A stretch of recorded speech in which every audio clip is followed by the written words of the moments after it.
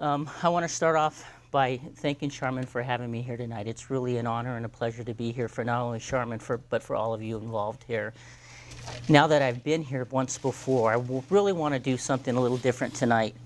I really want to get involved with everybody here because you guys all have unique questions, and I want to do as much as I can to answer those questions as we go through this process. Now, I'll get a little bit back into my background on the physical aspect of this. When I was a child, well, let me start it this way. I'm very fortunate because I have the ability to work with some of the most amazing human beings on the planet, including Sharmyn. And through my years of experience, 26 years and working with over 15,000 documented cases to this point, I've really started to identify and understand things a little different. We knew that there's a lot that we could do with basic diet and exercise protocols.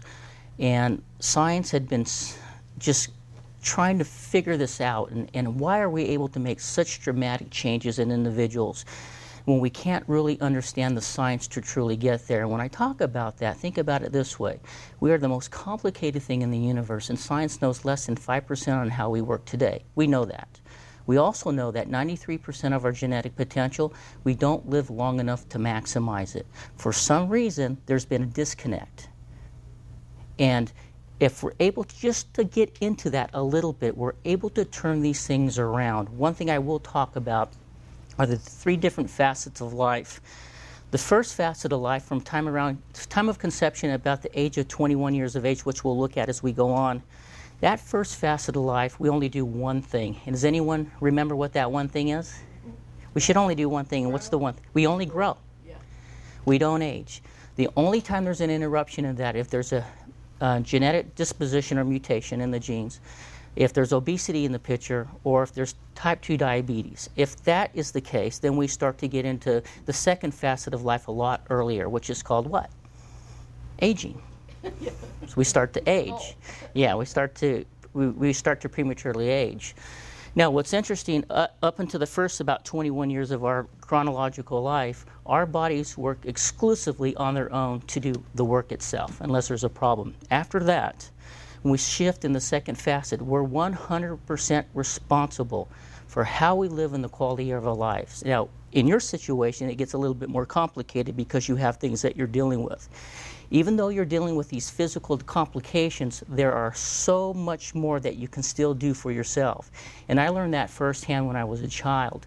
When I was a child, I was very, very sick. In fact, the medical community had prepared my family and I for me not to reach the age of 13.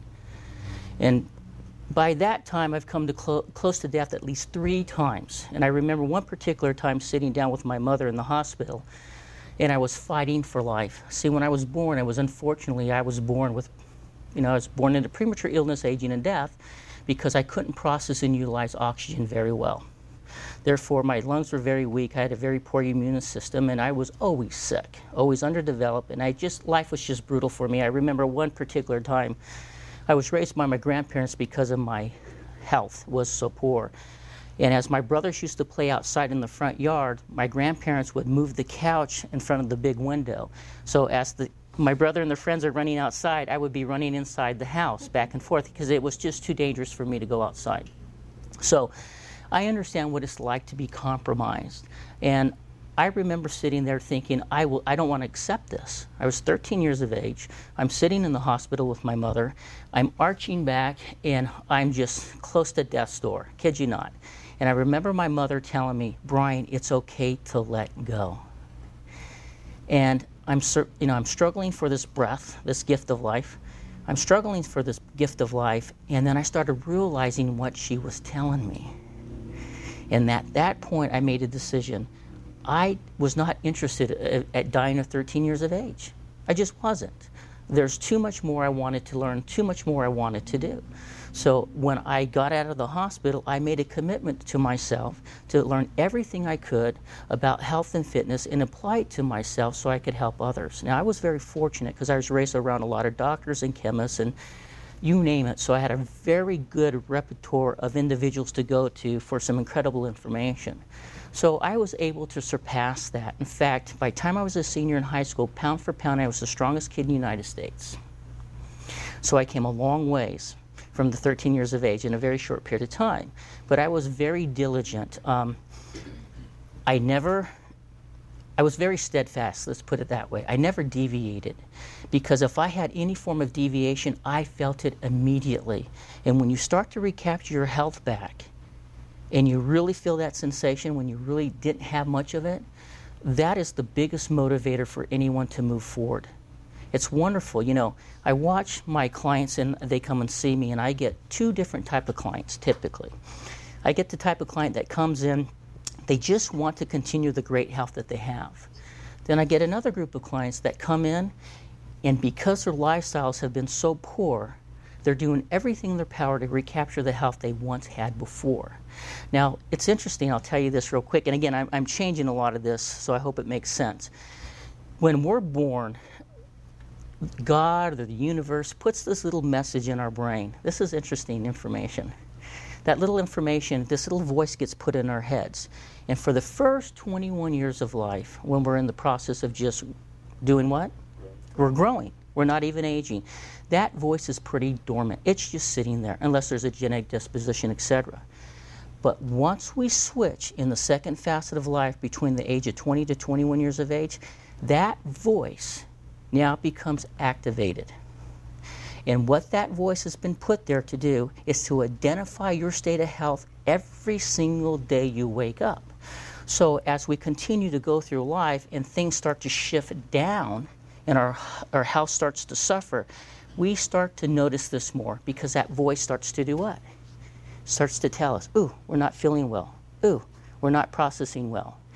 And as we go into premature illness and aging death patterns, that voice becomes, whoops, I did something here. That voice becomes louder and louder and louder and louder. In fact, it becomes so loud that it will scream at you all day long. And the reason you have to be careful with that, a lot of you guys in the medical community understand the difference between risk factors and episodes.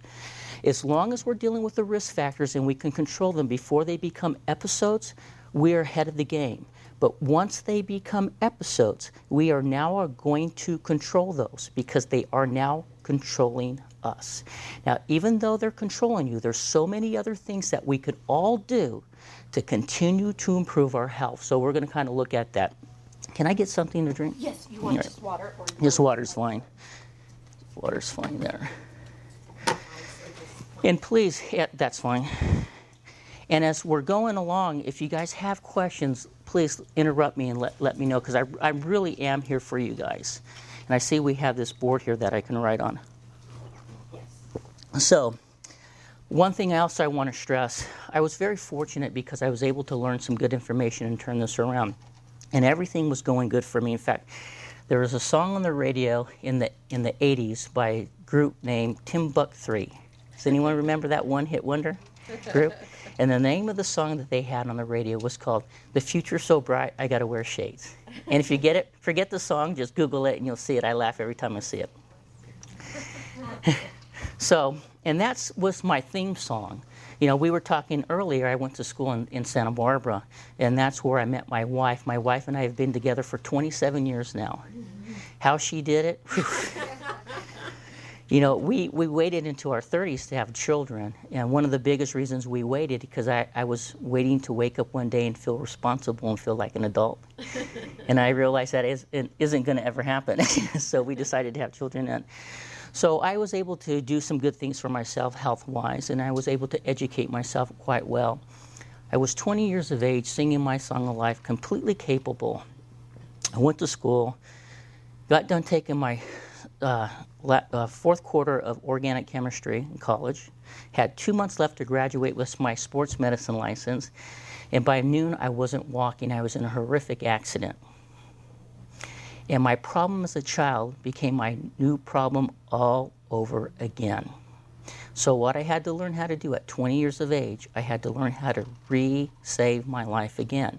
Now the prognosis for me at 20 wasn't very well. You know, I didn't walk for a year. I had temporary paralysis for 7 of those years after. I lost control over my bladder, my bowel movements. It was incredible. People always ask me, what was it like to not be able to move your legs? And I just tell them this. You don't realize a couple things. First of all, how wonderful it is to be able to move your legs until you have to pick them up with your hands. They're very heavy. Another thing I tell them is a story. I remember sitting on the couch one day, and the coffee table was literally from here to here from me, and the remote controller for the television was on the coffee table. And it's interesting when you have to look at that and you have to ask yourself, is it worth the risk to get up to get that remote controller that's literally feet away to turn the channel? And these 2 big experiences in my life are really what brought me here today. It's because I made a conscious decision years and years and years ago that my purpose in life was to save as many lives as I possibly can. In 26 years, we have over 15,000 documented cases, and I've literally lost count of the lives that we've truly saved. So when I come and I talk to you tonight, I'm not here to talk to you so much about an exercise and a diet program, even though that's the cornerstone of what we do.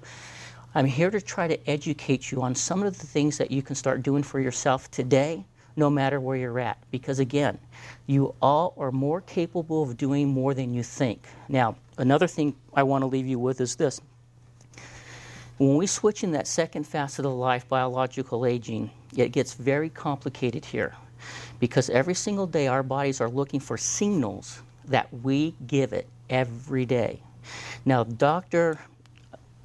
Lodge wrote a series of books, and one of the books he wrote was Younger Next Year. Has anyone ever read that book? It's an excellent book. He kind of waters down the science, but he gets the message across. And he talks about a hormone, cytokine 6 and cytokine 9, and how that regulates our lives on a daily basis. And basically what it does is comes down to this. We have been genetically programmed for millions of years to work in very specific ways.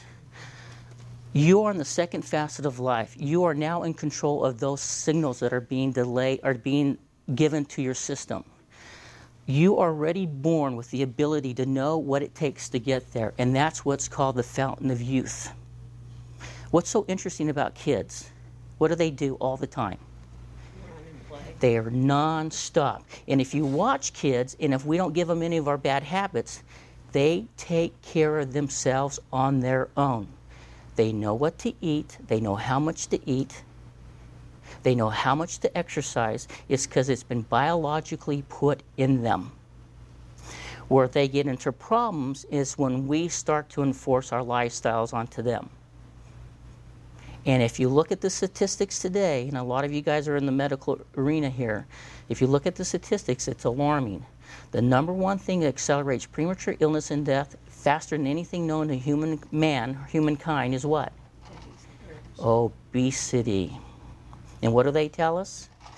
That we should have roughly between 23 to 25 pounds of solid fat weight on our frame. Anything over 23 to 25 pounds of solid fat weight is considered over fat. It doesn't matter what the scale weight says. Now, I've lost some weight since I've been here last, and I'll use myself as an example. I'm 46, what am I, 45, 6? I'm 45, 46 years of age. I'm only 5'7", so for my age range, for my age and my height, I should weigh roughly about 165 pounds. Now, again, I've lost some weight. Does anyone want to guess what I weigh? Just by looking at me. 205. What was that? 205. Oh, that's close. 180. Anyone else? One more. Yes. 195. Now, I've lost some weight. One more. What's that? 140. Okay. So this is why you can never judge a book by its cover. I weigh about 215 pounds now. And I stay about 15% body fat. But it's important to understand why I put this type of size on my frame. I don't do it for how I look. I don't do it for being stronger, faster, more powerful. I don't do it for any of that. I do it for one reason and one reason only. And it's so I can have the ability to process and utilize oxygen. It's your muscles and how much oxygen is being derived to those muscles and how we metabolize in those muscles that really determine where we go in our life. And we're all follow the same rules. None of us are immune to that. I end up getting the individuals in my place of business where they've taken advantage of that because they've convinced themselves that they're the only isolated person in millions and millions of years of evolution that they're going to be able to beat this. The rules don't apply to them. They do apply to you. And it doesn't matter where your health is.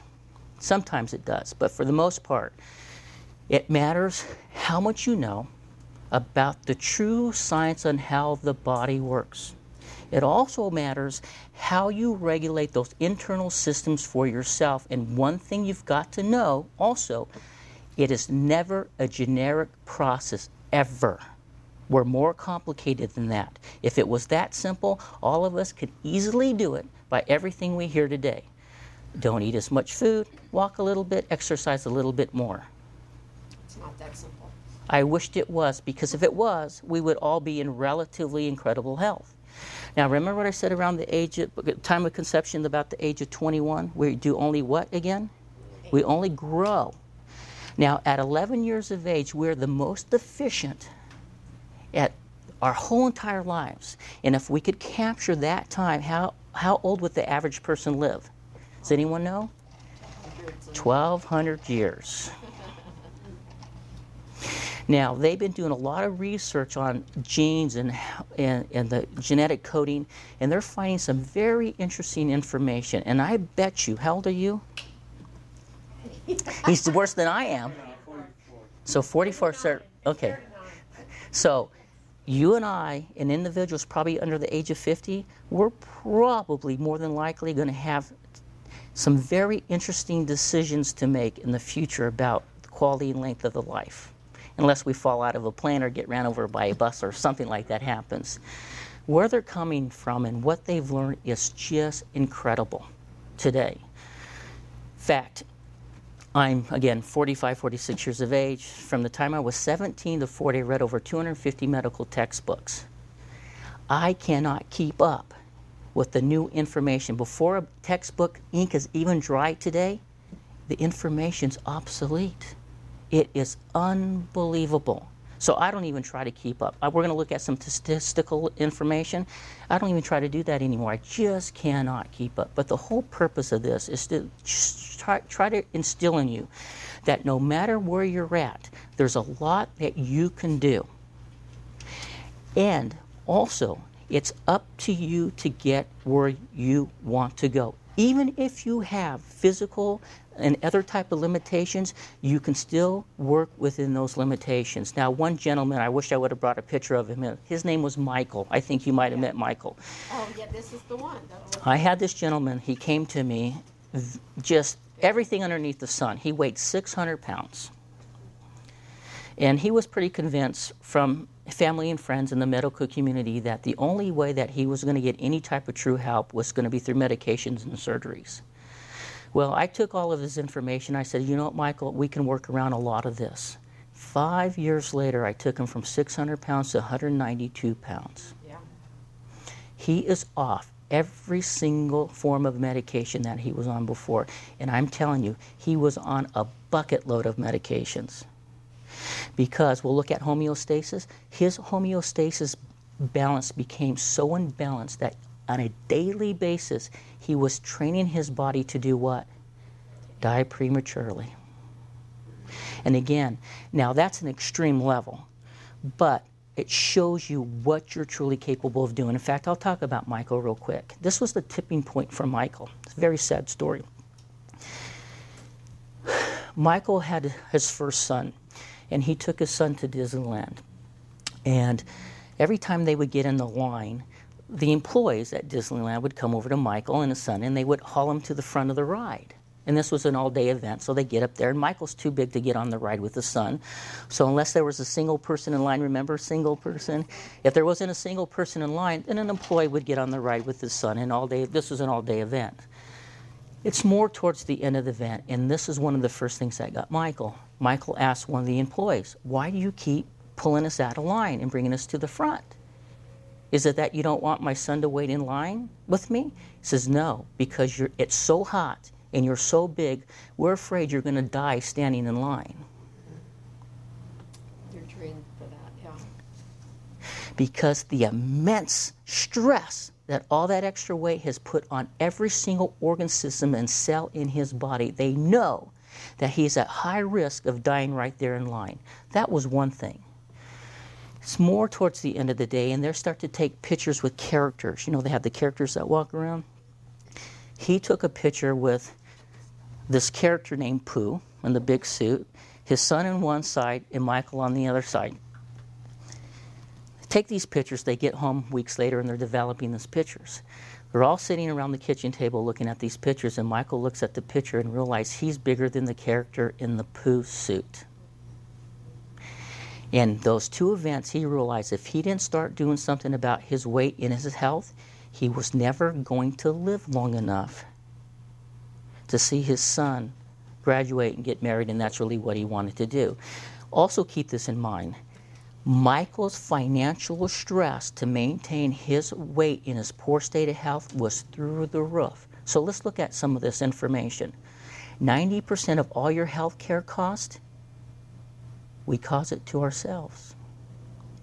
80 to 85% of all the suffering associated with premature illness and aging and death, we cause it to ourselves.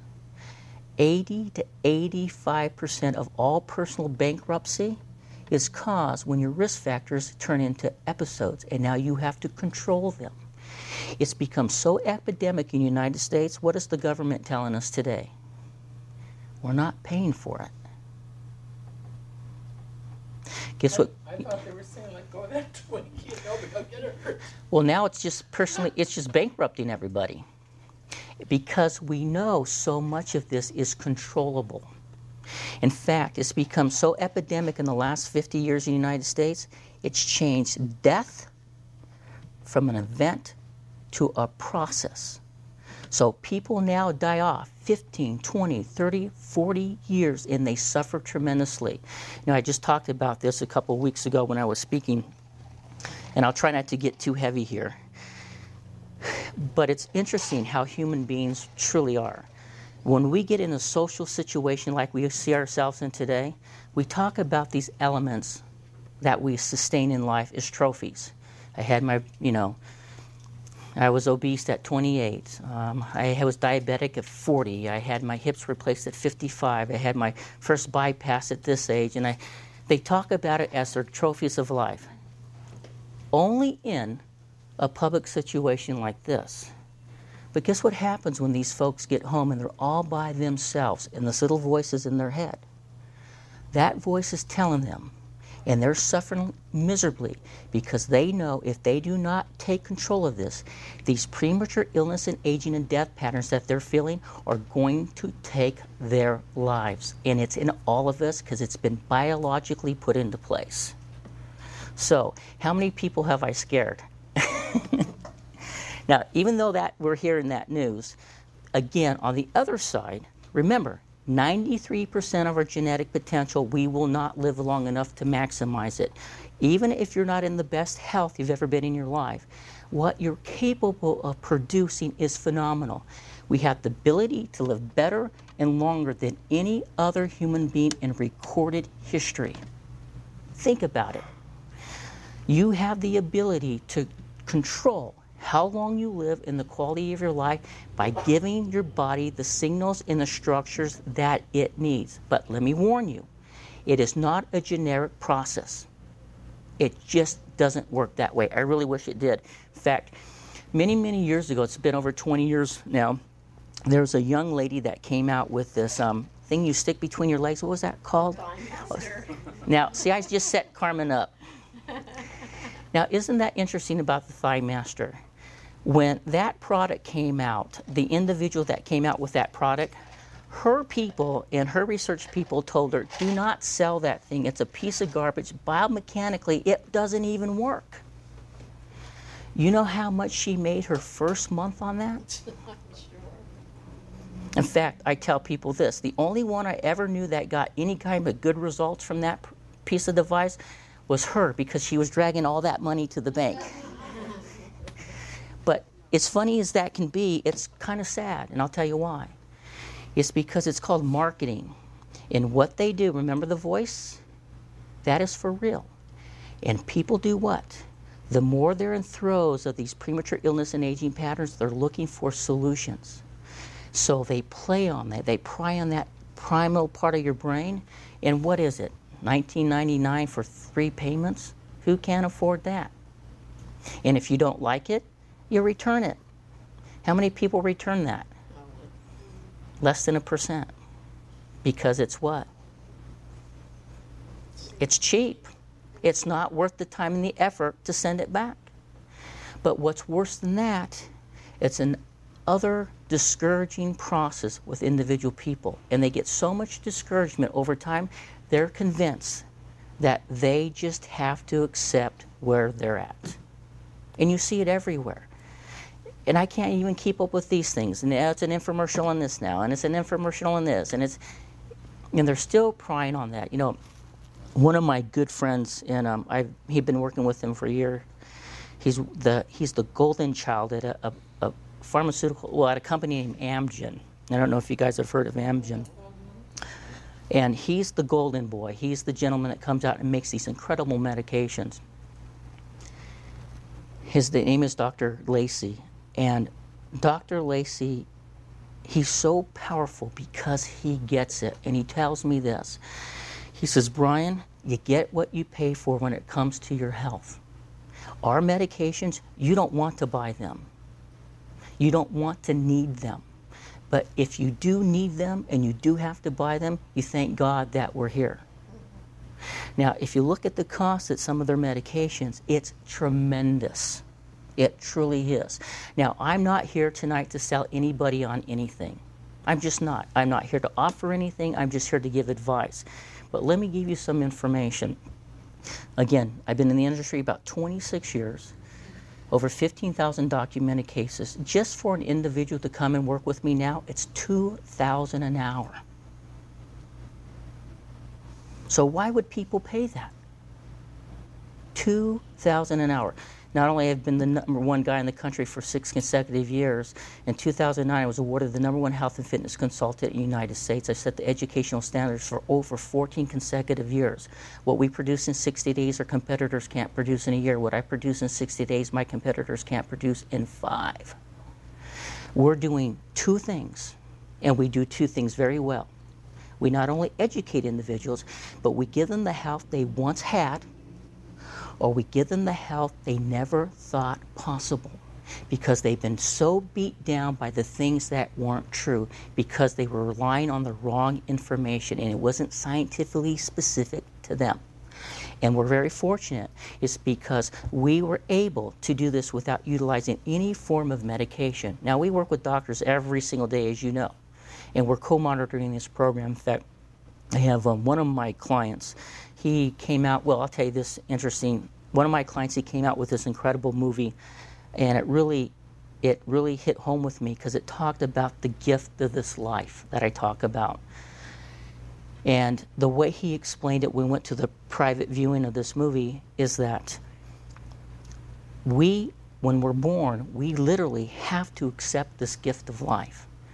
Every one of our cells strives so hard to accept this gift. And once we finally accept that gift, instead of doing something magical and wonderful with it, a lot of us just kind of, we diminish it and we don't take full advantage of that. And the reason that held so true to me is because the reason I almost died by the time I'm 13 years of age is because I couldn't process and utilize oxygen. So every single organ system in my body, including my skin, which is our biggest organ in our whole system, was just a mess. When I was in the 9th grade, I looked like I was in the 5th grade. When I was in the 9th grade, I weighed, 132 pounds, and I had this very cute, big, I called it a Buddha belly. It literally just stuck straight out because I couldn't process oxygen very well. And when I graduated high school, I weighed 220 pounds at 8% body fat. Again, just to kind of show the change in that. So this gentleman, he sends his son to us. Jasper, I love him. He's about 19 years of age. Jasper's in London, and he's skateboarding. And he goes off 8 steps. And when he lands, he doesn't land on his skateboard. He lands on the sidewalk or hits the ground, and he takes his fibula and he cracks it halfway down. In the lateral head of his fibula, the big bone part, he completely shears off. So they take him from London and they bring him here to Cedars. They take him to Cedars and they perform the surgery. Now, that recovery on that is typically about a 6 to 8 month process. I dealt with his surgeon over there at Cedars. 5 weeks later, I got him surfing again, and they still don't understand how I got the bone to heal itself so well. And how I was able to do that is I was able to keep the atrophy out of the muscles that support the joint in the bone, but I was also able to drive oxygen through that area tremendously. So you guys getting a theme here? It's oxygen. Remember, every single time you breathe, it's a gift. How you breathe. How long can a cell live without oxygen? 6 seconds. Every single cell in your body requires oxygen every single moment. And you hear about these things called anaerobic pathways. Great. But those cells that support all that still require oxygen to function and move. When you lose the ability to start processing oxygen, you automatically put your body into these premature illness and aging and death patterns. And if you do not believe me, do the research for yourself. Stop reading the garbage you see on the stands and start getting into the true science on how the body truly works. It's there for you to learn. And we're all smart enough to comprehend it. The internet is a wonderful place because it tells us so much data, it's unbelievable. And if you cannot comprehend the data, there's so many people available around you that can help you with it, or go back to school and start learning the information, because like I told you before, you're responsible for the length and the quality of your life. It's nobody else's responsibility but your own. Okay? So, enough of that. Let's kind of go through here. Some of this just won't apply. If you want any more information about me, you can always go there. All my history stuff's there, my awards, blah, blah, blah. It's all history garbage. Now, this is interesting because I talk in a lot of corporations now around the United States, and a lot of individuals that sit in front of me, I know they truly don't want to be there. So I do my very best to make it pleasant for them, but I don't think that we have that problem here. My purpose is just to try to give you some information that you can all take home with you tonight, even if it's just a thought. Even if I can get you just to start to do some little bit of research about how we really work. Even if I can just motivate you to walk another 10 minutes a day. Even if I can motivate you not to eat that crap you're eating, right? These little simple things, they add up. Think about it this way. I explain it this way. We all have a thing called a bank account, right? And what's the purpose of a bank account? You work, you make money, and you put a deposit in on a weekly basis, correct? And then you get this account to rise up, and then every once in a while you have to draw some money out of that account. Sometimes it's a little amount, sometimes it's a big amount, correct? Well, we also have a second account. It's called our health account. And when we get in the second facet of life, we have to make a deposit or a withdrawal every single day. So my overall health, again, I don't do anything for size, for power, any of that. I'm putting in on a daily basis these little dollar bills into my health account. Every once in a while I'll get sick and I have to pull a little bit out. And the reason I'm doing that, because I'm not going to live forever. I wish I would. But one of these days, I'm going to have to take a big amount of money out. And I want to make sure that my account is as high as I can possibly get it. Because we all have a health account, and we all have to pull from that account. And when you go to pull from that account, if the account is not big enough, you're going to suffer. It just works that way. So my purpose here is just to give you some good information, some guidelines. Interesting gentleman. I'm going to talk a little bit about biological and chronological aging. And again, I'm going to try to cater this more specifically to you. Here's Brad. I was sitting in my office one day at work, And I was waiting for this gentleman to show up. Brad is in his early 40s. Now, Brad came to me, he came into my office, and for the first 10 to 15 minutes, all he did was cry. Cry, cry, cry, cry. And, you know, it's emotional. Men typically don't cry, especially him because he's such a tough guy.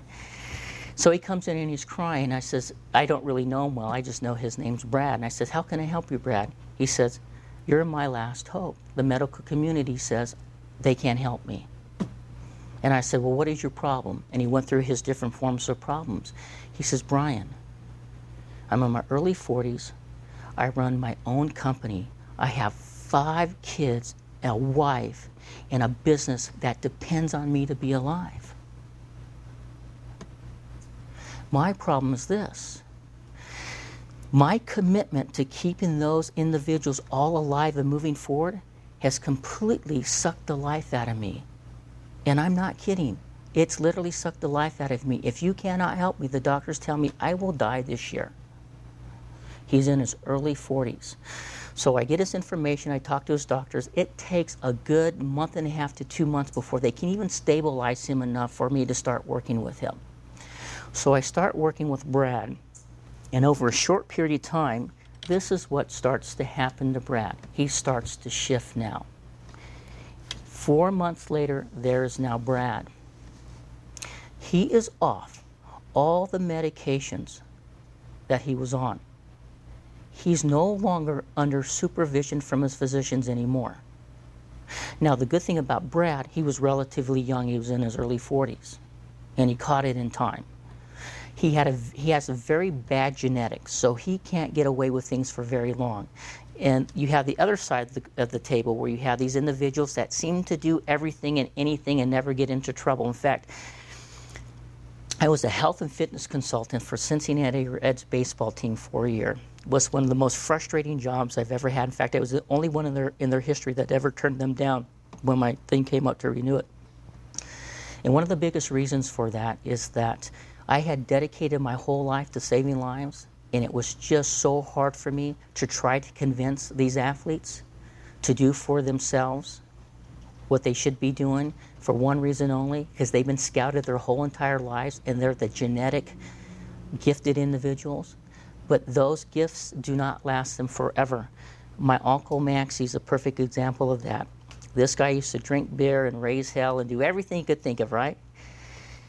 Even in his probably early 50s, he looked like he just was a goddess. I mean, his body was ripped. He looked all muscular. He wouldn't lift a weight in his life. He would not run. He would not do anything. By the time he turned 60, he was in these big premature illness and aging and death patterns. The change from 50 to 60 with him was unbelievable. And what really got him? He had no good habits.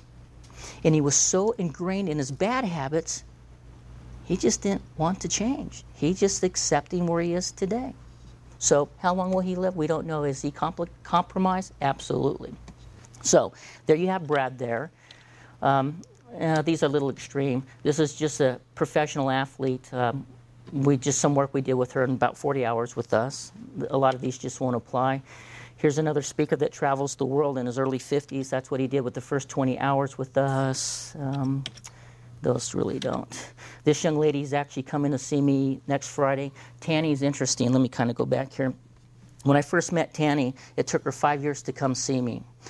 She averages about 275 days a year where she travels. So what she wasn't able to do, she wasn't really able to focus on her health too well, but that voice in her head become louder and louder and louder and louder. So I get a call one day and she says, Brian, I can't handle this anymore. I've got to come see you. I said, when are you coming? She said, I'm getting on the plane right now. I said, great. I said, how long do you plan on staying, Tanny? She said, I'm going to stay there for 3 days. Guess how long she stayed? 3 months. 4 months. And the only reason she stayed for 4 months is because I'm so handsome. She just couldn't leave. Just kidding. The only reason she stayed for the 4 months is because she started to experience something she had before. And what was that? Good health. Good health. It's very addictive. We forget how wonderful it truly is. So this is Tanny. I took Tanny from a size 18 to a size 8. Whoops. Whoa. So I took Tanny from a size 18 to a size 8 in 4 months. Plus, I was able to help her turn on the natural physiological processes with her body so she can govern this on her own. Now, I also worked with her husband, which I'll see now too. And it's interesting. Women are funny creatures. When they don't feel good about themselves, they cover up quite a bit. You see that first photo? She's covered up quite a bit. As she's feeling better about herself, more clothes are coming off, right? Her husband says, please, no more pictures. She looks so much younger in the last picture than she does when she started. Because her VO2 score, Sharmyn, was off the charts. Even though she came in about 48 years chronologically, she's about 70 biologically. And that's what you see. When you see these transformations in these pictures, even look in the face, see the circulation in the skin? What you're seeing is those cells being bombarded with oxygen over and over and over again. And that is really the fountain of youth. It's that oxygen. Now, most people don't want to talk about it because it's a complicated process. You have to know energy systems and muscle fiber types. You have to regulate your hormonal balance through your foods. You have to know the volumes and intensities. You have to know about buffering capacities. And I mean, it's complicated. How do you take your slow-twitching fibers and make them act like fast-twitching fibers so the fast-twitching fibers become more oxidative like slow-twitching fibers? I mean, it's just a complicated process. So we assess that with everybody coming in. So that's what you're starting to see. You're starting to see that fountain of youth there. And even in Tanny. And she's a changed woman. In fact, I've been so fortunate to work with these folks now. 3 years ago, they made me the president of the foundation. If you Google up Starkey Laboratories, I'm the president of their foundation because I gave them both back their lives. Now, they're a great organization. We set the standard in the United States for how much money goes back to giving these kids hearing. $97 out of 100 goes 100% to giving those kids hearing aids. Bill and Tanny, if you Google them, you will be blown away. What they do for these kids is they take these kids, they go to these incredible countries where they can't afford to hear. Now, why this is so powerful is this. I know it's a little off the beat, but I'll talk about it real quick. Hearing, 80 to 85% of how we identify ourselves comes through the process of hearing. So if you're a child and you don't have the ability to hear, you don't even truly know who you are. In the United States, it's a little different, but undeveloped countries, when these kids don't have the ability to hear, they're treated worse than the dogs. And I kid you not, they're abused. They're put into prostitution. You will not believe how horribly they're treated because they're outcast. So Tanny and Bill go in there, and they not only set up the churches and the hospitals and get the governments to work with them, but they supply these hearing aids that can run anywhere between $5,000 to $10,000 a piece to these kids that can't even afford the shoes that have 20 holes in them on their feet. Now, not only do they do that, they supply the batteries and the hearing aids for life. Think about that. So if those kids lose those hearing aids or they get damaged, all they have to do is go to the churches or the hospitals, wherever they got it, their whole history is there, they're shipped to them. Once they go and set this up, they send a team of people out there. These teams of people custom mold these hearing aids so they fit perfectly. It's all shipped back to the United States. They're custom made and molded, and they all go back on these missions, and they fit these kids. Google them. You will cry and cry and cry. Their thing is just incredible. In fact, we just did a gala last month in Minnesota. They're based out of Minnesota, and we raised $7 million in one day for the kids. So that's that on them. So it really comes down to some very important processes. Pretty simple. Breathing, right? Breathe, breathe, breathe, breathe. So how long we live in the quality of life comes down to how we utilize and process that oxygen. It also comes down to how we move and how much we move. Because the more we move, there's a bigger demand of what? Oxygen. So if we're moving and there's a bigger amount of oxygen and we're lean and we're doing good things on a daily basis, we're very efficient. But what happens when we're moving and we're not as lean as we need to be? It's resisting out of breath. That's right. Remember, every single cell requires oxygen. The more you take away from that process, every organ system in your body is now stressed. What makes this even worse, think about this one. Two things. First of all, we are the laziest creatures on God's green planet. We have a thing called pain or pleasure principle. What do? We all want to seek everything that's pleasurable. And we want to avoid everything that's what? Painful. Well, guess what happens? For us to be able to function with all these trillions and trillions of chemical reactions taking place. Now, when I was taught this, it just blew my mind. Do you realize that every single cell in your body, through homeostasis and communication with the other one, they know what's taking place? Whether it was God or the universe, whoever made us did a very good job. So we're always in communication. Now, what happens is this. Let's say that you come in here and your health is way up here. In your loving life, everything's good for you, your health is up here. But now you adopt some lifestyle choices that aren't conducive to good health, so now your health goes from here and it starts to go down a slippery slope and it starts to come to here. Well, that's called homeostasis imbalance. Homeostasis imbalance has to be balanced. So now your body does what? The new set point is now here.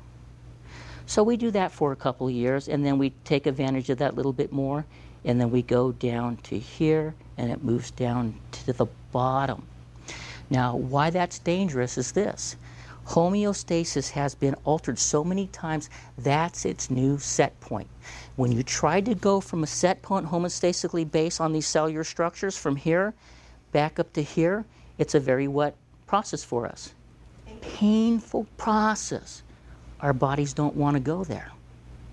And that's one of the biggest things that gets us in trouble. But let's say you go through the right systems and you find it and you're able to go to here. Then you do it again. You go through this big painful process and then you move back up to here. That's truly where you want to be. Now, the good thing about it, as we chronologically age, is when our set point is up here, and this is why I do this and I watch it every single day, it's still a painful process to go from here down to here. The body doesn't know the difference. Your goal is to get up here. And that's the good point. And I referred to athletes earlier. Athletes are typically up here for years and years and years into their 40s and even into their 50s because genetically they've been just gifted. They really have been. So how you move is critical, and how we process that oxygen, how we eat. Now, remember this. Food is so powerful, as Sharmyn will tell you. Food is so essential, but the thing about food is what? We have to, fats, proteins, or carbohydrates, once those substrates are digested and broken down in the body, they're the most three powerful substances that move us and direct us on a daily basis. The problem is our bodies make none of that. We have to consume it. So how you consume your foods is critical. Counting calories is not going to work because it's a lot bigger than that. Now, if you go and you have true metabolic testing from one sort of another, a scan or VO2 or something of that nature, then they're going to be able to show you exactly where you're at. And they're going to also show you RQs. Yeah, we'll look at it more, but VO2 max, and cut me short if you need to, VO2 max is our assessment of two very powerful things. It's an assessment on how much oxygen we're able to process through our lungs. It also assesses how much that oxygen is getting to the working tissues. Based on that data, we can see the difference in the correlations between your chronological age and your biological age. Because your biological age is determined on what? How we process and utilize what? Oxygen. Oxygen. So if you come in and you're 43, 44 years of age, but you're processing oxygen of a 65-year-old individual, I don't care what the calendar tells you, we know where you are biologically. And remember the little nursery rhyme? Your thigh bone's connected to your hip bone. It's funny as that sounds. It's that way, and they're all in sync, and they're all working together. These things either work up together or they work down together. Keep that in mind. So how we eat is very, very critical. But most importantly, how do we measure these effects? Think about this relating to business. You will never have a successful business if you can't do what? If you can not measure it, because you can never manage what you cannot measure, especially when it comes to your health. It's not a random thing.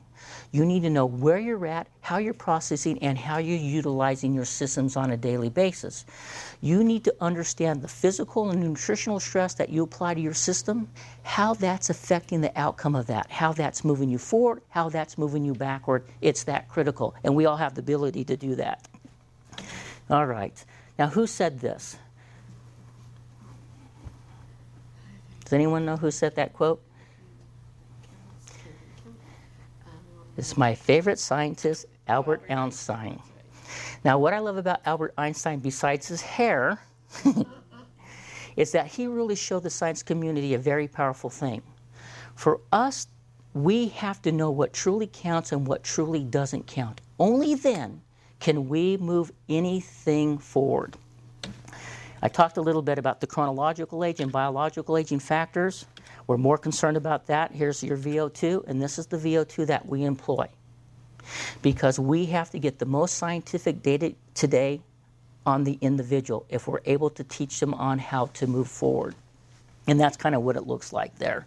And it's not easy. It's not easy, but it sure does. It really, really does. It's the most accurate test that we know today in the scientific community that assesses our overall health and where we stand biologically. Now, there's a lot of VO2 tests on the market in the last 5 years, and they're really not VO2 tests. They're spirometry machines. You can pick VO2 tests up for probably $5,000 to $8,000. The one we utilize right here is $150,000, just to give you an idea. It's analyzing every breath in and every breath out. It's not taking a sample every 20 seconds. The little bitty mouthpiece that's sitting in her mouth is just $500 for the mouthpiece every time you run it. It's that sensitive, and we love the data. Biological estimations. A lot of people ask me, well, if I don't have accessibility to VO2 testing and these other types of medical tests, how can I get a sense of where I am biologically? So I come up with something that I've utilized for years to give you a kind of sense of where you're at. And it has to deal with the thing called the squat. Now, why is the squat so powerful, especially over time? So if you do 5, 10, 15, 20 of these, why are they so powerful done in the proper form of biomechanics? Because they require our body to process what? Oxygen on a significant level. When you do a squat properly, you will utilize and maximize every major muscle mover in your body, and those major muscle movers are going to utilize and process that oxygen. The more we're able to utilize and process that oxygen, that will not only keep our form of biomechanics in place, it allows us to do more repetitions over time. So now I won't have anyone do any squats here, but I'll give you an idea of what we're looking at. Think about this. Go home and try this. If you can do 0 to 25 squats correctly with your sternum up and your scapula back, kind of sitting back in the seat, coming all the way down, pausing for about a half a second on that eccentric contraction on the way back, controlling about a tempo of 2 seconds on the way up. If you can do between 0 to 25 of these, what does that show us? You're accelerating biological aging. You're just not processing the oxygen. And don't let your knees fall in and get all sloppy. You have to keep the proper form of biomechanics. Yeah, because I have arthritis so bad in my knees, I can't. So you might not be able to do that. So you have to do the VO2. Exactly. But just as a marker, if you can do 25 to 50 of these, you're in moderate range, and biological aging is starting to slow down. Okay? If you're 50 to 100 range, you're a normal biological aging for yourself. If you can do 100 to 150 of these, you're the highest process, and you're really arresting biological aging. Now, as simple as that sounds, try to do 100 to 150 proper squats. It's more difficult than you can truly imagine. So that's just going to give you a rough estimate of how that works there. Now, we focused on this, or we talked about this a little bit more, and we're going to look at the correlations between chronological aging and biological aging. So what's chronological age? What we really are. Calendar years. They're not going to change. No matter what I do next year, I'm going to be 1 year chronologically older. But biologically, is that number what?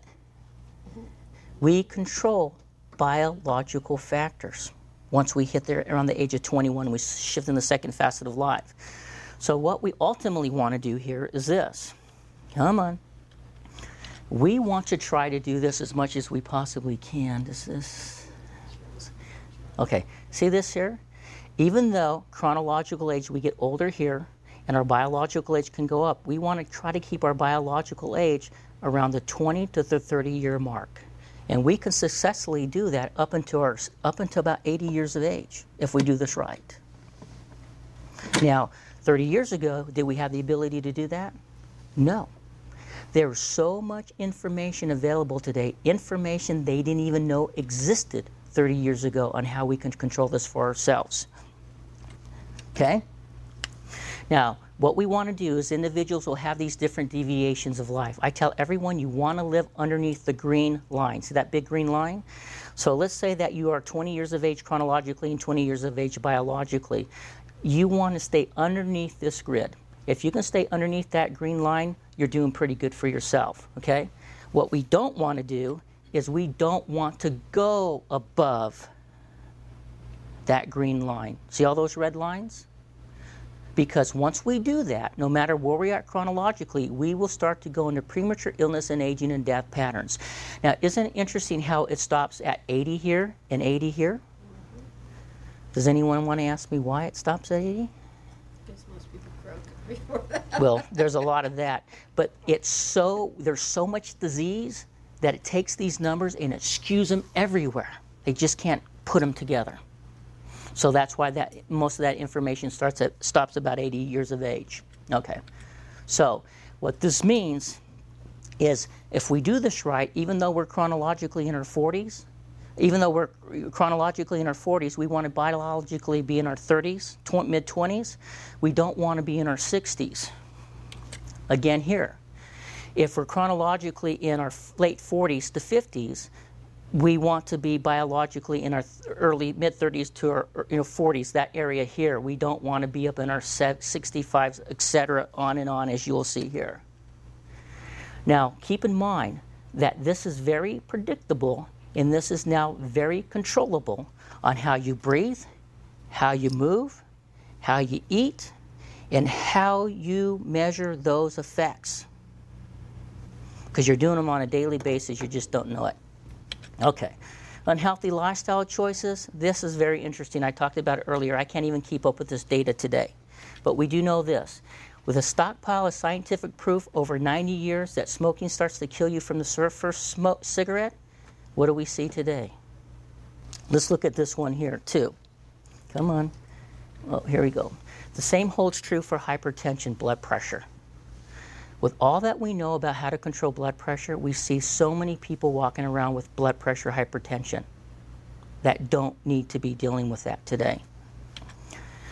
What accelerates death faster than anything I talked about earlier is being overweight or being obese. And we see 2 out of 3 people in the United States are overweight or obese.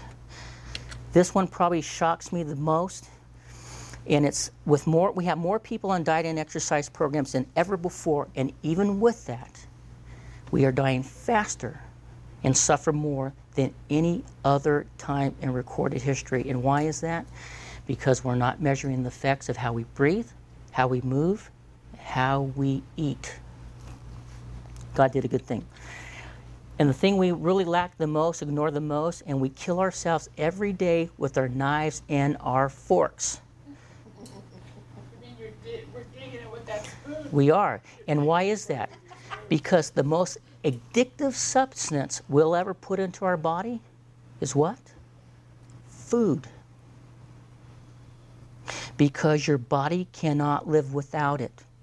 And if you teach your body how to homeostatically, is that right?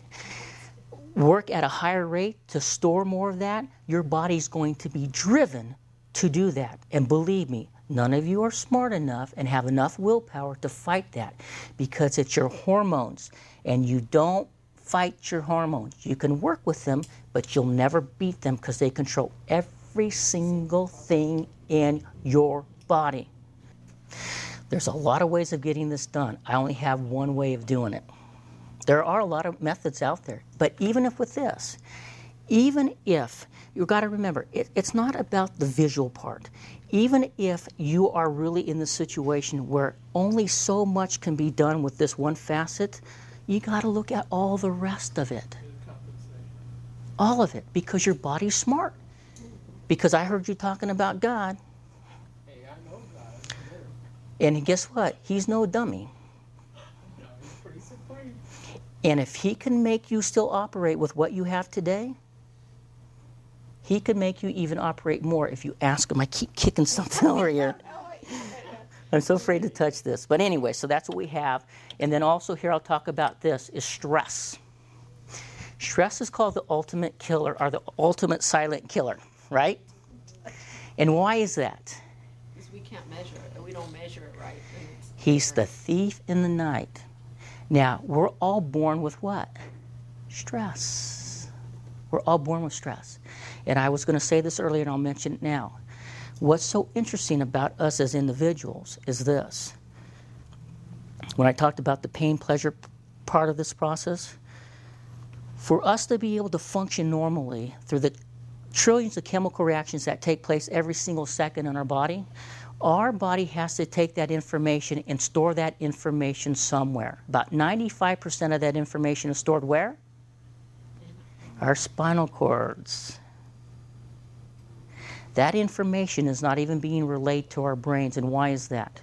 Because they estimated if we had to be responsible for all that, we would take about 3 steps, have to sit down for about 20 minutes to process the information and get up and move. Well, we wouldn't be very successful at life, especially in the beginning. Okay? So that information is being trapped in the spinal cord, being held there, until we start to get more into these bad patterns and these things start to come out more and more and more. So what happens, and the reason they call him the ultimate silent killer, is because he's the thief in the night. But what this thief is going to do, he's going to steal from you. And he's not looking for your jewelry. He's not looking for your house. He's not looking for your car. He's not looking for any of your worldly possessions. He's looking for one thing, and he fights you on a daily basis for it. And what's he looking for? He's looking for your health and your life. Because he knows he starts to run rampant when? Around the age of 20 to 21 years of age, he's kind of released within our body. So we either going to put him at bay by taking control over our health, or he is going to run amok. And that's just how he operates. Medical costs, oh boy, again, another thing. We'll just look at this quickly. Hypertension costs an average person about $1,200 a year just to maintain hypertension. Stress about another $1,350, and these are cumulative. So if you have one, then you add the other, and then you add the other, and you add the other. Now people tell me all the time, well, I'm not writing checks for that every single year. Oh, yes, you are. You just do not know it. Now, we see this. This is if you're just being treated for these patterns right now. If you have to be hospitalized for them, then the numbers go through the roof. To have our first heart attack costs us about what? 50 grand? If they have to cut you open to save your life, it's going to be about 100,000. That doesn't include the cost associated with missed work and everything else in your life.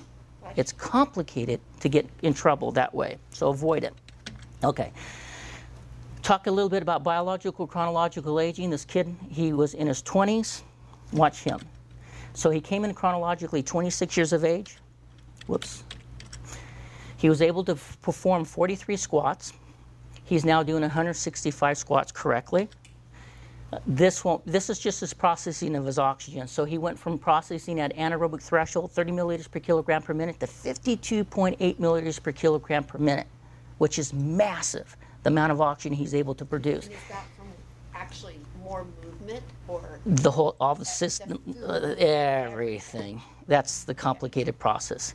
Now look at here. His peak went from 44.8 to 58.4 milliliters per kilogram per minute. This guy has become an oxygen machine. Okay? He improved his health and quality of life 273% in a very short period of time. Biologically, even though he came in I mean, even though chronologically he was 26, biologically was 45. He went from 45 down to 18 years of age biologically because he learned how to measure, manage his movement, his breathing, and how he was regulating hormone balance through his foods. This is our buddy Shane now. Now, you know what's horrible? He's 26. He's not 46. He's not 56. There's no way, there's no reason in the world for this kid to come in here and his anaerobic threshold be 30 milliliters per kilogram per minute. Try doing this. Breathe through a straw for 10 minutes. That's what that kid was doing to himself. He was choking himself on a daily basis because the only thing that was compromising his life was his poor lifestyle choices that he was making. So like when he came in, what was his symptoms to come to it? Well, now he's got a little baby. That was his biggest thing. So he's a newly married man. He's got this little child, and he wants to be around for her. And I worked with his parents for years. And he said, okay, it's my turn now. Let's look at this young lady. She's about 55, I think in her 50s when she came in. We'll look at this. Now, again, she's under every form of medication. She's menopausal. She's on, the whole list of the whole gamut, as you all know. She came in chronologically 53 years of age. Again, she was able to perform 11 squats. Now she's performing 100 of these squats. Her anaerobic threshold went from 20 to 34.9 milliliters per kilogram per minute. Her peak went from about 27.5 to 39.6. The same thing. Try sucking air through a straw all day. Try to walk up the stairs breathing through a straw. That's what the effect is. Your lungs get tight. You start to feel your body striving and pulling from that oxygen because it's that oxygen which is the gift of life. Okay. Her improved her quality of life 178% in a very short period of time. Let's look at this. Biologically, even though she came in chronologically 53, she was biologically 73. Now she's biologically 32. That's her end result. Now, everyone likes to see the visuals. The visuals mean absolutely nothing to me. What means to me is the science through the testing data, because I can control that. I can't control this, because like I said earlier, you can't read a book judge a book by its cover. There's a lot of people out there that look phenomenal, and they're just not. And there's other people that don't look so good, and they're not doing too bad. How long of a program is that? That was 40 hours with us over 4 months. Mm-hmm. Here's Brad again, his little transitions. So Brad came in at 41. He did 20 squats, now he's doing 90. You can see the improvement in his VO2. His improvement quality of life is now improved 223%. He came in again chronologically 41. He was biologically 55. He's now biologically 35 years of age. And if he continues to now, because what we were able to do is we were able to teach him how to regulate the intervals. That took him from poor health to good health, and now he controls it. And that's the magic, really, of the program. We teach you how to take control of this for yourself. And that was the end result there for our buddy Brad. Balancing the health, I'll make this real quick. It can get real complicated. I talked about these two a little bit more, a little earlier. One of them is metabolism. Most people only think of metabolism as the process of burning energy. That's the very tip of the iceberg. What's underneath the ocean is this. It's teaching your body how to pull from the nutrients that you're bringing in, because the more we're able to pull from that, the more we're able, if we do it right, we're able to trap and hold on and store that energy till we go into our biggest metabolic effect during the day, which is when? When we sleep. You metabolize more when you sleep than any other time in the day. The problem is this. That's when your growth hormone is made. That's right. If you're not able to pull from your foods, and if you're not able to harness that energy in your body for later use, you will automatically go into atrophy modes, and your body will start to consume itself. Your bones, your joints, your organs, every single structure in your body. Also, you will become more lethargic. You cannot process information as well anymore. You don't have the stamina on and on and on. And you guys all know these because we've all felt them at one time or So other. sleeping is as much as we have to breathe, much as we have to eat right and move, we have to sleep. We have to sleep. But people don't realize how much energy is required into sleeping. They think it's a very passive thing. I close my eyes. Your body is going overtime when you're sleeping. You just have to prepare. Remember, your exercise protocols that you find yourselves in and your meal plans that you find yourself in, they should only be utilized to set the system up for the next 23 hours. If you look at the statistics, it's horrible. We know that if your bodies aren't being able to measure these factors I talk about, you lose between 90 to 95% of all the long-term effects of any program you employ.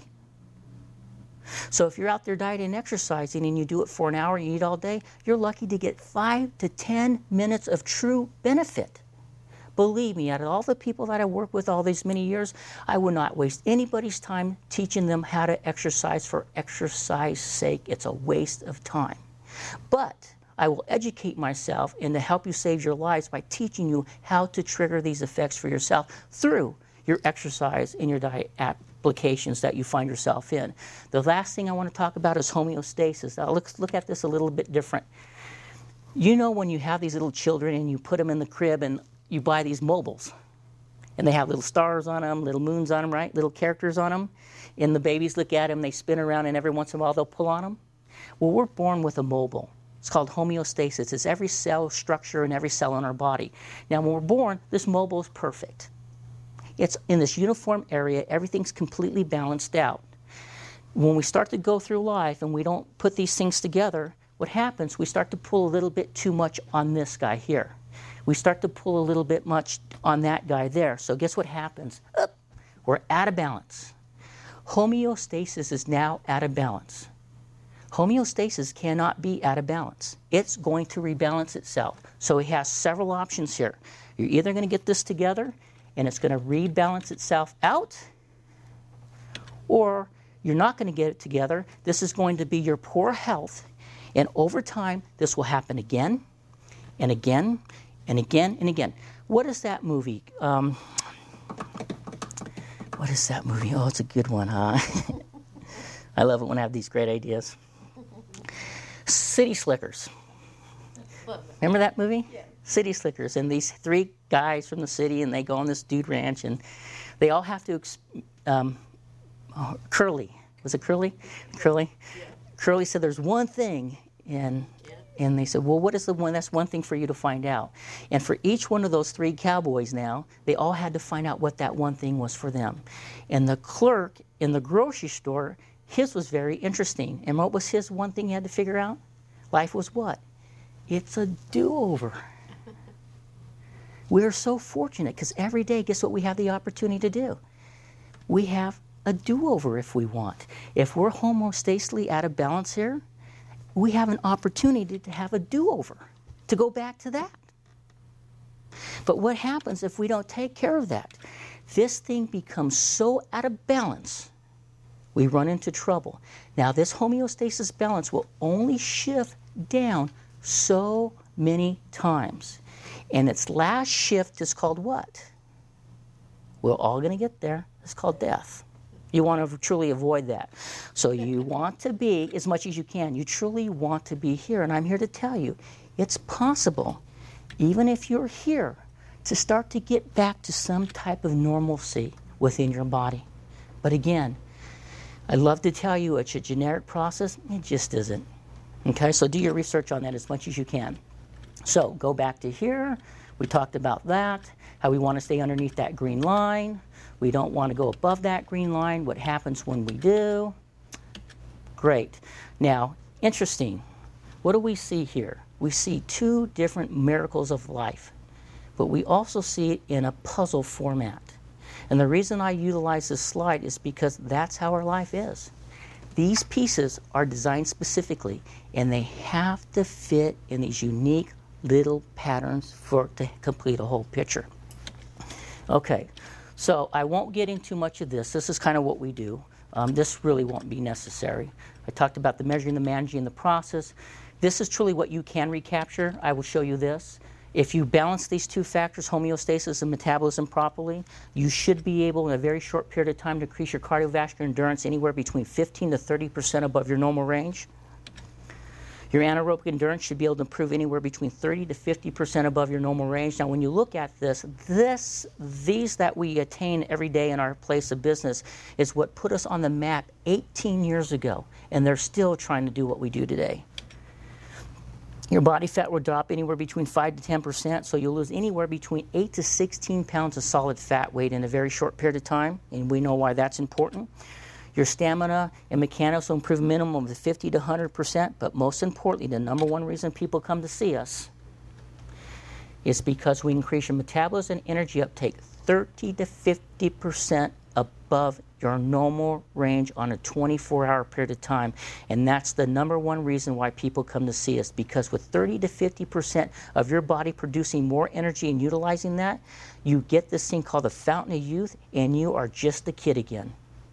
You have better ideas and better things, and it just trickle-down effect. It's a wonderful process. Okay, VO2 max, we talked a little bit about that. Now, who said this? Forrest Gump. Now, I'm going to end with this little story about Forrest Gump. The movie came down to one very powerful scene. Forrest and Jenny got off that bus on that country road when they were kids.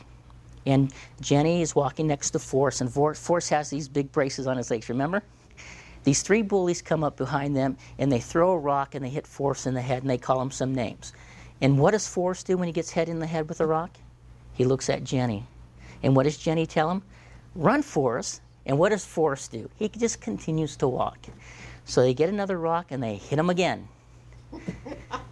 So what does Forrest do? He looks at Jenny, and Jenny says, Run, Forrest. And what does Forrest do? He continues to walk. And what do they say? The third time's the charm? So the third rock hits Forrest real hard in the back of the head. He looks over at Jenny, and Jenny says, Run, Forrest, run. And they kind of slow that down. And what does Forrest do? He looks ahead, and he's got these huge braces on his legs, and he starts to run like this, right? And before you know it, he starts to break those braces that had been binding him down. And that was the whole moral of the story. See, Forrest was taught that his life was going to be compromised forever because he wasn't physically capable and he was not mentally capable. And what did we find out about that story? That whole story was about his ability to find himself, what he could physically and mentally do, and he changed the world. Now, the reason I'm going to tell you that story is because guess what, folks? You're my Forrest, and I'm your Jenny. And I'm telling you, run, Forrest, run. You guys have this incredible gift of life. Don't waste it. What? It's eating. That's a great question. She wants to know what's the one thing that you guys can start doing today, and it really has to come down to your eating. So this is what I recommend that you do. Whenever we ingest any forms of fats, proteins, and carbohydrates in our system, how long does it take for our bodies, our brains to register that data? Does anyone know? About 20 minutes. That first 20 minutes is very, very critical. So what we want to be able to do is this. It's a hormonal trick through your foods. You want to try to, first of all, employ your complex carbohydrates. They're going to be your fruits and your vegetables first, because what they do is they don't peak or spike your insulin level, and they allow your cells to operate more efficiently. Once you get those complex carbohydrates in your system, then you want to start to employ your good dietary proteins and your dietary fats. And I'll tell you why. When you start to combine this, it's very interesting scientifically. We want to be able to release leptin from our intestines. If we start to release leptin for our intestines, what does that allow us to do? It gives us satiety. It makes us feel satisfied. If we don't eat the right combinations of food, so if we start eating simple sugars and carbs and junk and processed foods, that now triggers ghrelin from our stomach. And what does ghrelin do? Tells us we're hungry still. It makes us ravish. It makes us want to eat. Like I said earlier, and you know this, You're not going to beat your hormones. You're just not. You're not smart enough. They invade everything that we do and how we process our life. So a good rule of thumb is to eat your complex carbohydrates, bringing your dietary fats, proteins, just to where you start to feel satisfied, then you stop. 20 minutes after that, if you still feel you need a little bit more, then repeat the pattern again. So even for breakfast, instead of eating a sweet cereal, even if it's granola or whatever, it would be better to even eat a vegetable. Right. I mean, and fruit. Yeah. So you got to remember, we as creatures of habit, what we eat for breakfast, lunch, and dinner, our bodies could care less. They're looking for chemical signals. We've made a society where no matter what society you go to, they all eat a little differently. Okay? You got to learn how to eat based on hormonal balance and changes within that system. We classify this process as a 24-hour period of time. Our bodies don't care. They don't care it's 2 in the morning, 3 in the morning, 3 in the afternoon, I'm sorry. They just don't care. They want specific hormones, specific foods, in specific ways. What you give it, it's going to respond to that. So you might as well learn some of these simple tricks to start helping yourself at that point. So again, that's what I would do, the number one thing, because we have to consume food on a daily basis. And we don't want to consume processed foods. Our bodies can't recognize processed foods. So we want real food. It just can't do it. Nature, there's nothing better than nature. And I've been fighting with people forever, and they're finally coming around because science is now proving this. Nature just takes care of itself. Let it do it. It's so hard for me to believe, and even though we can't support the science yet, but we can measure the effects. We know this. Processing sugars, natural sugars from fruits, is different from processing sugars that are man-made. The body just knows how to take care of himself. Dr. Lacey, that I referred to earlier, he's probably the best person on the planet today with metabolism. Most of their research goes into, even though they sell medications, they produce medication, most of their research goes into one thing. And guess what that one thing is? And billions of dollars goes into it. Guess what the one thing is? Metabolism. Those medications only work once they figure out how they're metabolized in the body. Get it? Metabolism. It's massive. They tell us that we're at least 2,000 years away from understanding how metabolism truly works. We do not have the scientific information or technology to even figure it out. And we think we're smarter than that? So again, simple.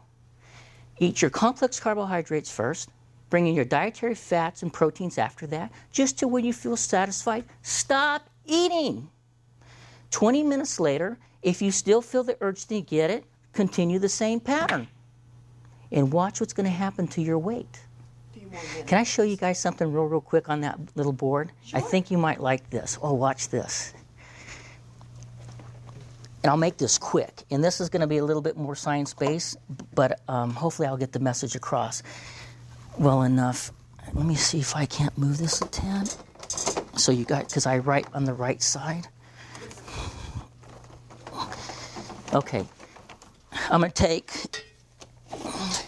6 years of college in all this stuff and condense it in about 5 minutes. Our bodies, real quick, are only composed of 3 energy systems. Real quick. The first one's called ATP, PCR. The second one's called glycolytic. And the third one's called oxidative. This is the magic. This has taken me thousands of people to work with and hundreds of thousands of dollars to develop. These are the only 3 energy systems that we have in the body. These energy systems are regulated by 3 hormones or 3 fuels that we have to ingest on a daily basis. And what are those? We talked about them. One's called protein, second one's called fat, and the third one's called carbs, right? These 3 energy systems and these 3 muscle fiber types are only controlled and regulated by 2 muscle fiber types. They're called slow-twitching fibers and fast-twitching fibers. Does anyone kind of remember this stuff? Now watch this. Very, very powerful. Within these slow twitching fibers, we have these little things called mitochondria.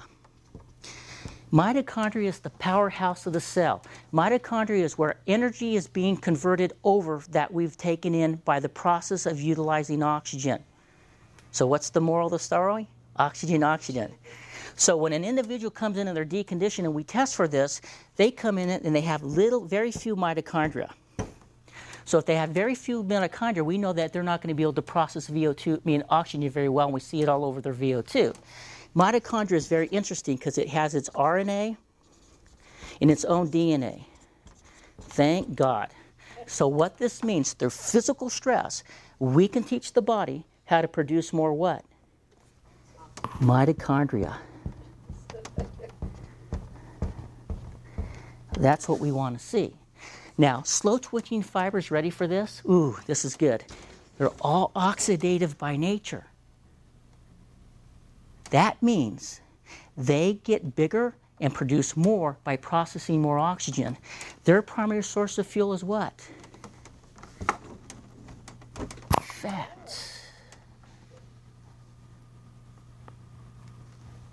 The second thing we have is called fast twitching fibers. They too have mitochondria, but these little mitochondria are a little bit bigger.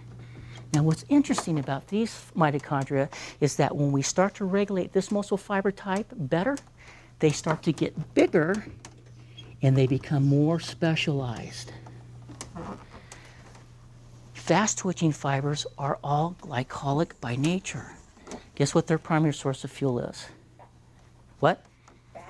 No, carbs. What is protein utilized for? Two things. What do we want protein for? Hormone replacement and cellular functioning. Exactly. What happens when we're not stimulating this efficiently and we're not stimulating this efficiently? What happens to this? We store this and we can't maximize this, so now we got to consume that. It's called atrophy. Okay? Now this is the magical thing, and I was awarded this over 15 years ago. Now, I just learned how to build the system to do this. You can never take a slow twitching fiber and make it a fast twitching fiber, or vice versa. It's like buying a Cadillac in the 50s, and now we're at 2010 and beating it up and calling it a Volkswagen. No matter what you do to it, that Cadillac's never going to be a Volkswagen, right? But watch this. You'll like this one. You can teach, and this is what we've mastered. We do better than anyone in the country. We can teach these muscle fiber types to take the same characteristics. How can I drop 16, 20, 30, 35 pounds of solid fat weight off an individual in 20 hours? Because I teach these fibers how to be oxidative by nature. Isn't that cool? And that's the magic right there. It's a lot of science to get that done.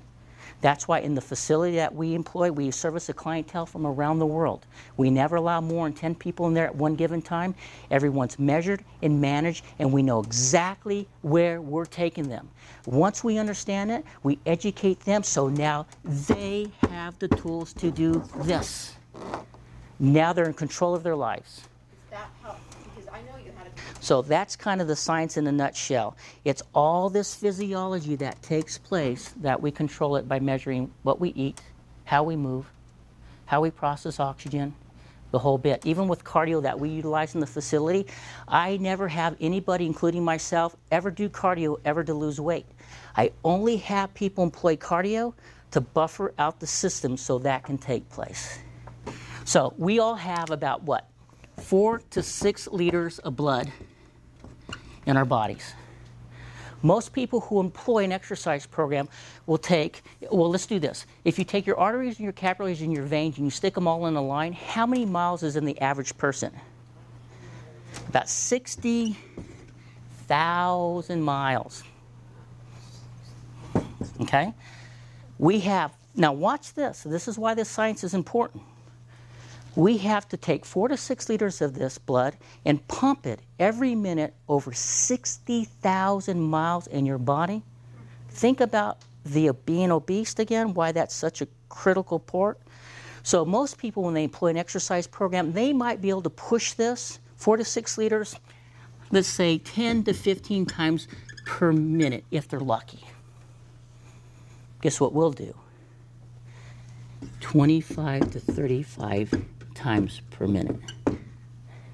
So how do we do that? Remember I talked about the muscle fibers? We have to build the capillary density within those fibers so those fibers can utilize and process oxygen by keeping the heart rate down. Because if we don't, the heart rate, they can have exercise-induced tachycardia and run into problems.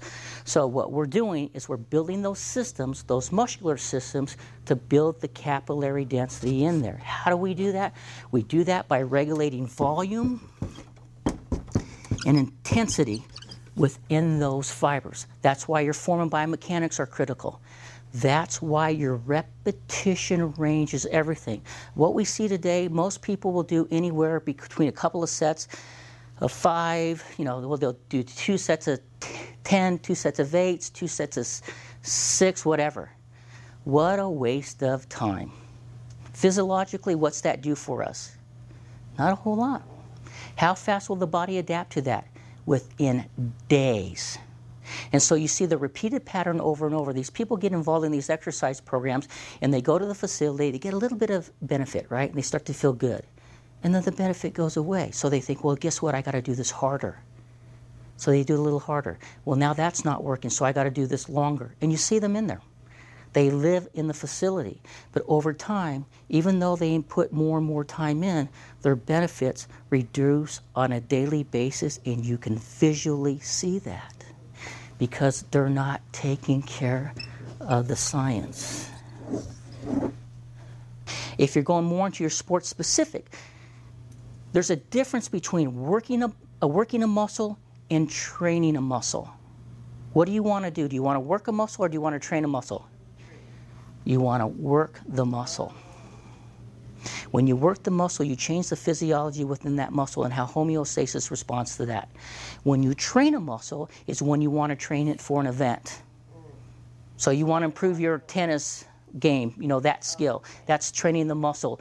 Or you want to work on your cadence because you're cycling, or you want to work on your posture in your swing because you're golf. That's the difference between working and training a muscle. What do they tell us? 95% of your time should be spent doing what? Working the muscle. 5% should be doing to what? Training the muscle. Training is a very simple thing. If you're not able to work this hard and working that muscle, you're going to spend more time training that and getting frustrated and frustrated and frustrated. I have a golf pro that's coming down, Bruce Fleischer. He's on the senior tour. And when he first came to me, he said, "Brian, I'm so out of shape. I got to get this back together. I will pay you anything if you can teach me how to get in better shape and just hit the ball 10 more feet."